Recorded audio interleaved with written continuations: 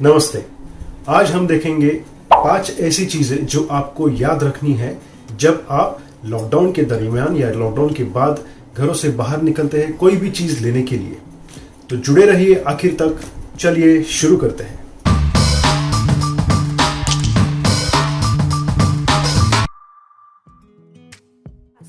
तो अब तक आपको जानकारी हो गई है कि जब भी आप कुछ चीज़ें लेने के लिए बाहर पड़ते हैं तो आपको लंबी लंबी लाइनों में कतार में खड़े रहने की ज़रूरत पड़ती है, चाहे वो डेली नीड्स का शॉप हो, चाहे वो फार्मेसीज का शॉप हो।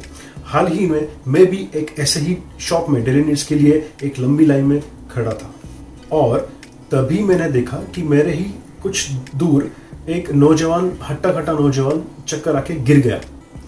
जब वो गिर गया तब सभी लोग आके उसे उठाने लगे। उसे उठाने के बाद वो फिर से दोबारा गिर गया। अब ये चीज़ कैसे गलत हुई वो मैं आपके साथ शेयर करता हूँ। तो सबसे पहले जानते हैं कि ये क्यों हुआ। तो नॉर्मली हमें चक्कर क्यों आता है? सबसे मेन रीज़न है कि कई बार आप कोई बहुत ज़्यादा सैड न्यूज़ सुनते हैं, कुछ डिस्टर्बिंग कुछ देख लेते हैं, जैसे कोई एक्सीडेंट हो या किसी का खून आते हुए देख लेते हैं, या फिर जैसे इनके केस में बहुत देर खड़े रहना, वो भी धूप में।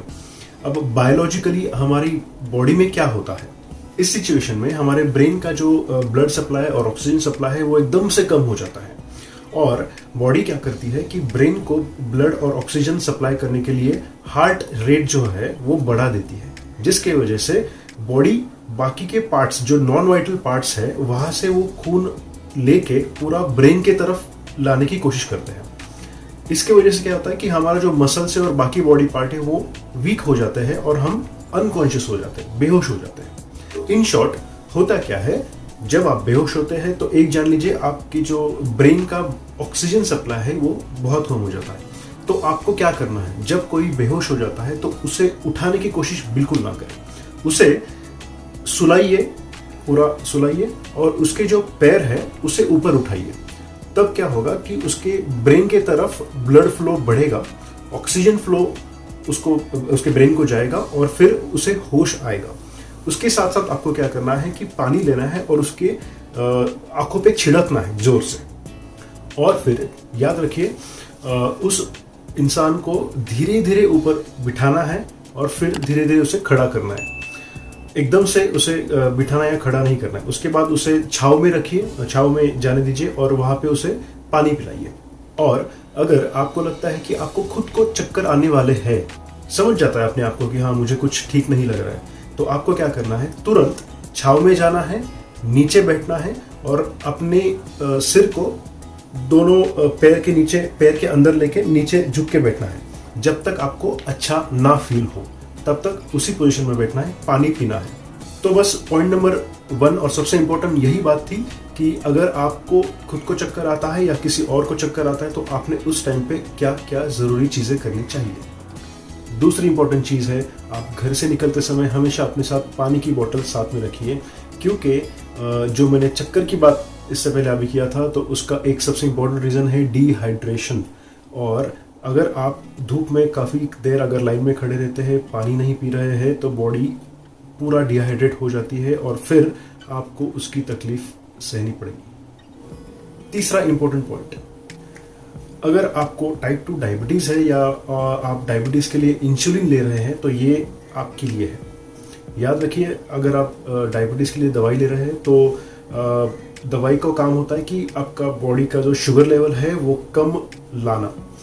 तो कई बार क्या होता है कि जो नॉर्मल लिमिट्स है उसके नीचे भी ये शुगर लेवल्स चले जाती है और फिर आपको चक्कर आना, हाथ पैर कांपना, स्वेटिंग, ये सब चीज़ें हो सकती है और ये बहुत ज़्यादा डेंजरस होती है अगर इसको ट्रीट नहीं किया गया इमीडिएटली।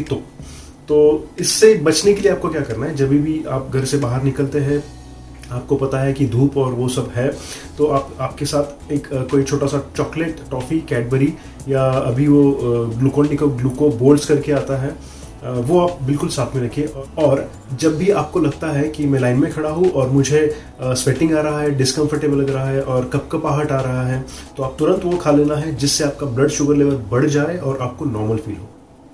4th पॉइंट है, नॉर्मली आप बाहर अकेले जब जाते हैं तब आप याद रखिए कि आप अपने मोबाइल का जो लॉक स्क्रीन का जो वॉलपेपर है उसके ऊपर जो इमरजेंसी कॉन्टैक्ट नंबर है, चाहे वो आपके पिताजी का हो, आपकी वाइफ का हो, कोई आपके भाई का हो, वहां पे वो नंबर आने चाहिए, उस तरीके का कोई वॉलपेपर सेट करें। अब इसका अगेन वही है फायदा कि अगर कुछ हो जाता है और आप कहीं बेहोशी के हालत में हैं तो किसी को अगर कोई कहीं पे कांटेक्ट करना है तो सामने वाला आपका मोबाइल लेके लॉक स्क्रीन के ऊपर ही उनको नंबर्स मिल जाए, क्योंकि कई बार हमारे मोबाइल को पासवर्ड्स होते हैं और तब बहुत बड़ी मुश्किल हो जाएगी।